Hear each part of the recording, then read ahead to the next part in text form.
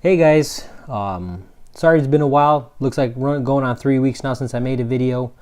And I hate being that guy because I also like and I wait patiently for my subscribers to upload something new. So I apologize about that. Some of you may notice right away, Prestival Lofts, first and second. Yeah, we won one. This was our truck race. This was a money race. No, I will not disclose how much I won. But let me just tell you, it will pay for a year's worth of food, and it will help me recover some of the money or recoup some of the money that I've already spent. And most of you guys know that it takes a lot to keep these things going, especially your first year. All the the expenses that I was unprepared for. But yeah, we won one, man. We beat looks like 13 other guys. I won by 10.5 minutes. Dutch pigeons, you may notice, our black splash was my first bird home. Actually, they were both home. They came down on the drop. One just so happened to go in front of the other. But I know you like that little black splash a lot. And I know we lost her at the beginning of the year. I think on the 180 we lost that little hen. I think it might be a cock. But either way, we lost her. 3 days later, she came home. That following race, I think it was my first or second bird home. So here it is. Awesome. But as you may have read the title, the good and the bad. And I don't mean to mislead anyone. This is just my opinion and what I mean by good and bad. Obviously, the good is it's great to win one. For a first year racer, nobody was more surprised to win than myself. And believe me, I was pretty shocked. I think that night that they called me and told me I won, I must have cleaned half my house just going up and down the hallways.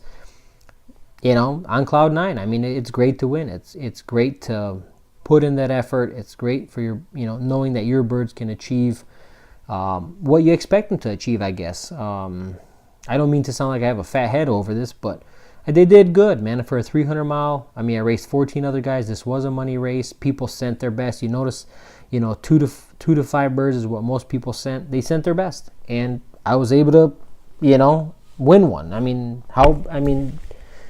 I don't know. Maybe I'm overthinking it, but for me, it's great.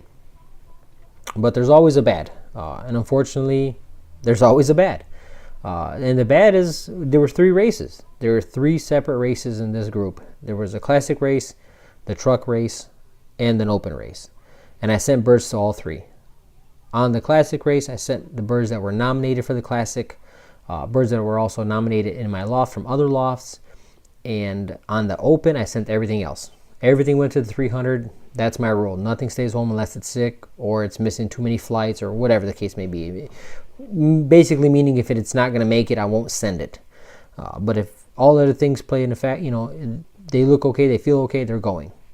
And unfortunately, I lost a lot of birds. We all lost a lot of birds. It was pretty much a smash race. Winds were in our favor, but the wind gusts were too much. Blew the birds way off course. Actually, the other day I received a phone call from a guy in Maryland. A gentleman in Maryland has one of my birds. I'm in Michigan. So Maryland, Michigan, roughly 500 miles. The birds were blown way, way off course.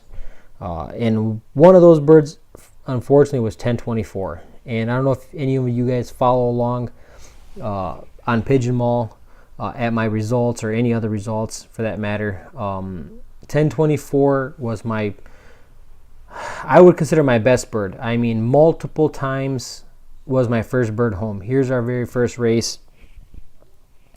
Now if I scroll down, I think I was placed 35th, 1024, very first bird home. That was my very first race. So that bird kind of left a dent right away. Here's our second race. I think I came 3rd loft on this one. 1024, there she goes again.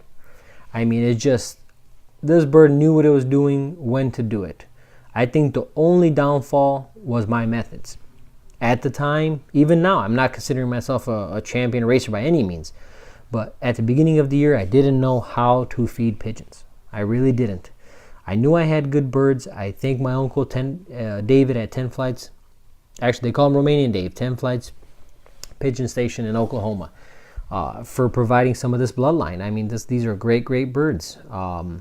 And I like to thank one of my closest buddies, Lloyd. He's a club member, and he's helped me immensely. He's He didn't hold my hand and walk me through anything. He told me, hey, listen, this is what you kind of need to do. This is how I do things. Hopefully it helps you out. You can tweak it however you need, but this is what I've been doing. This has been working. And I mean, I can't thank the guy enough. He's a man's man. He's the first to congratulate me. He called me right away and said, hey man, you got it. You won this race. Awesome. He is also a first-year pigeon racer. We've been fanciers for many years. This is our first year racing.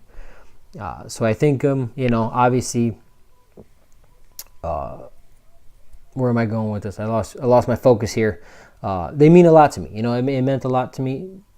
Their help. If it wasn't the birds, it was the methods. And either way, here I am. A lot of the guys treated the situation very well. I appreciate that. A lot of the guys throw their hand out there. Hey man, congratulations, you did good. Keep up the good work, all that. And for guys that I respect, pigeon fanciers in my club that I respect immensely, that meant a lot to me.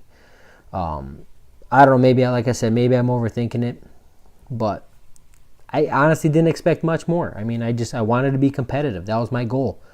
I wanted everybody to look over and say, you know what, Adrian's been doing good. He's been competitive. Next year he'll do better. And to win one, I could not ask for more. But in the same token, I lost a lot of good birds, and I lost my favorite. My favorite bird, I don't know. Like I said, for me, that was my girlfriend. I didn't mind pulling a little higher on her. I didn't mind, I don't know. Maybe that's the fancier in me. Maybe I just, I have a hard time losing birds. I don't know what it is, but you know how it goes, man. You win one, that's awesome, and then you turn around and then you lose your favorite bird, and it's bittersweet. It's bittersweet. But it is what it is. I don't want to bore you guys too much. That was the whole deal there, man. That's kind of why I've been not making videos the last couple weeks. I just been dealing with a lot that I will not mention.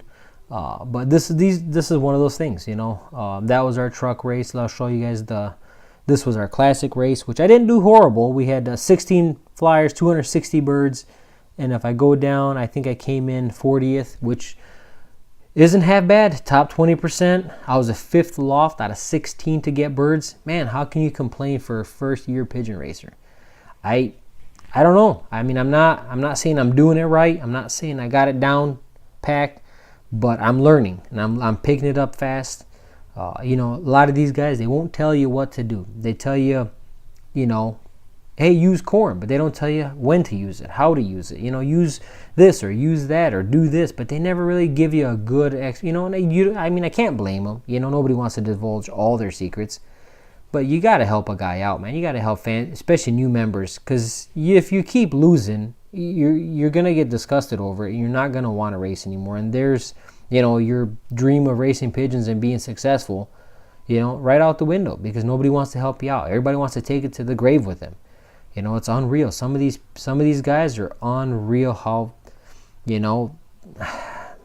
I'll just leave it at that. Most of you guys know what I'm talking about. Help somebody out, man. Reach out, grab especially a new member, and say, hey, man, listen, are you doing this? Are you feeding this? You know what I mean? Make sure you're doing this. Make sure you're building them up. Make sure you're resting them. All that good stuff. And if anybody needs some advice, shoot me a private message. I will gladly walk you through what I've been doing, what I think has been working for me. And mind you, if you're in a different climate, you may have to tweak things your way, but I have no problem helping somebody out. Again, we can't win them all. We definitely can't take it to the grave with us. Or we shouldn't, at least. Some guys, they'll take it to the grave with them. But it's nice to win. It's nice to be competitive. It's nice to, walk in your local club and everybody's happy for you. It's nice. I'm not even going to argue that. It feels great. But again, anytime you let that bird out of that loft, you have to take that risk of losing it, and you have to be prepared for that. Maybe I wasn't as prepared as I thought I was, but it is what it is. Hopefully, I'm still hopeful that that somebody calls me or the bird shows up or whatever the case is. Either way, that's all I got for you guys. Hopefully, I didn't bore you too long. I know I don't like these videos either. There's not much to see except a screen with some results on it. But I was super excited. I couldn't wait to make this video, honestly, because I'm proud of it. I'm proud of these two birds. They did very, very well. And you may notice they're a black splash and a grizzle. They're not the typical blues and blue checks, and you know what I mean. I don't want to say boring colors, because those are beautiful birds in their own way. But it's nice to win with a little bit of color. It's nice to win with a little bit of pretty, you know. But yeah, that's all I got for you guys. Take it for what it's worth. That's my opinion on good and bad. Just mentally prepare yourself to lose birds, because you will, and you'll almost always lose your favorite. So take it for what it's worth. I'll see you guys on the next one.